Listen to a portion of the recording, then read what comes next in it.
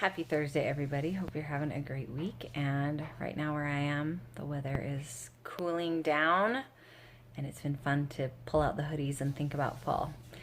Today, I was listening to an awesome podcast called 3 and 30, and they were talking about how to talk to your children about sex and sexuality.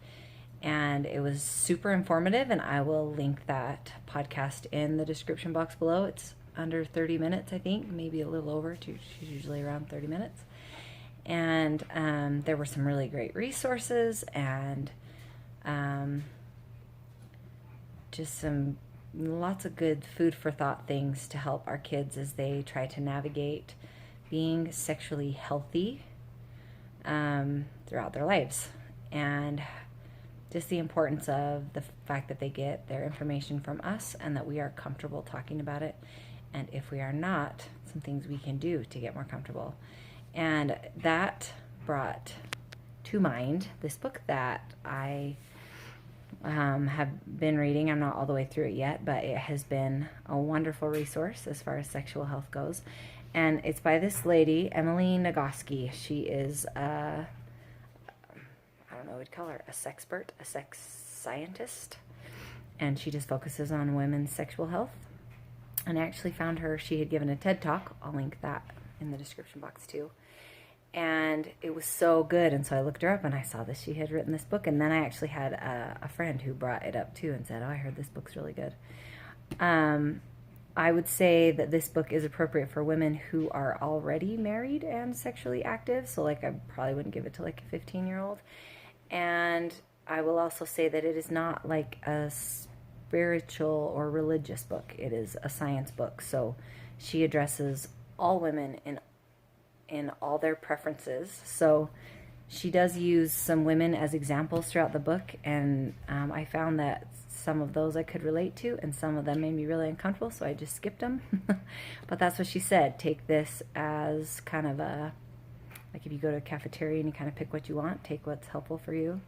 But it has been so enlightening and wonderful to read. And it hasn't only helped, me better understand my body and my sexuality, but just how to be a healthier person in general. So this is what it looks like. At first I had gotten it from the library, but then I loved it so much, and it had some things like that you could fill out and write notes on that I just ended up buying it. It's been a really great resource, but it has given me, if I had daughters, I'd be like, I'm so excited to share this with them. I have all sons, but just some really healthy attitudes towards our bodies, and what a gift they are, and what a miracle they are, and how we don't need to be at war with them. They are amazing, and how to fully appreciate who we are as women and what a special thing that is. So, if you have a chance, give a listen to those podcasts and that TED Talk. Let me know what you think.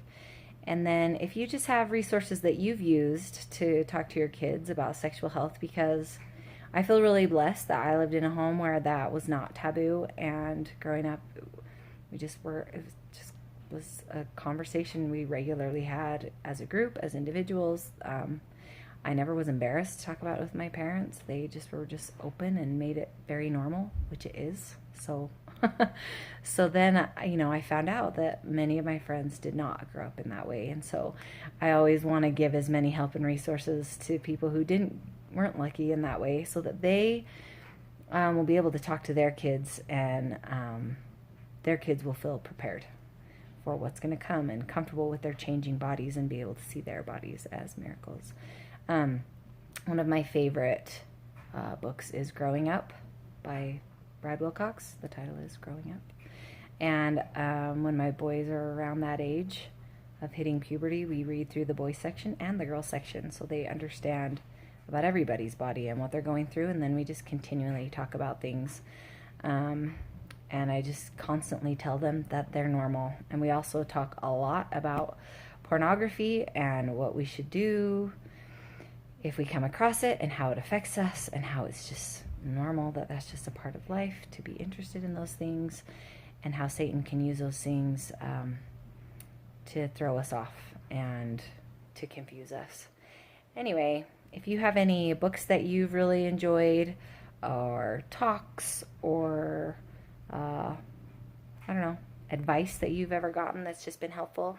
My favorite thing that I was ever told by my mom growing up was that my sexual pleasure and enjoyment was just as important as my husband's, and that it was my job to figure out my body and my likes and my dislikes so that I could have a healthy, intimate relationship with my spouse. And I think just knowing that going in just kind of set me up for having a healthy, intimate relationship. And so, what are some things that you have told to your kids, or some resources that you've used to help as you're trying to help your kids be sexually healthy people in their lives and have healthy, intimate relationships with their spouses? I'd be curious to know. Have an awesome Thursday. And here's to us raising healthy, sexually healthy children and adults. Bye.